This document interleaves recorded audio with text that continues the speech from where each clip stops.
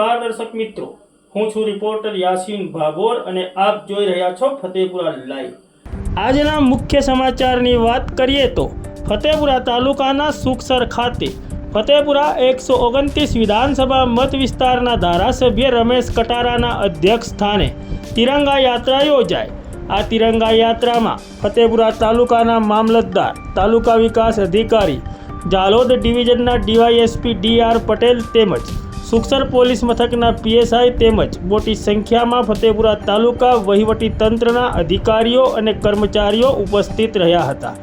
આ તિરંગા યાત્રામાં ફતેપુરા વિધાનસભા ભાજપાના વિવિધ હોદ્દેદારો, કાર્યકરો, વિદ્યાર્થીઓ તેમજ મોટી સંખ્યામાં નાગરિકો જોડાયા હતા। કન્યા વિદ્યાલય ખાતેથી આ તિરંગા યાત્રાનો શુભારંભ કરવામાં આવ્યો હતો અને સુખસર નગરના વિવિધ વિસ્તારોમાં ફરીને સુખસર ITI ખાતે આ તિરંગા યાત્રાનું સમાપન કરવામાં આવ્યું હતું।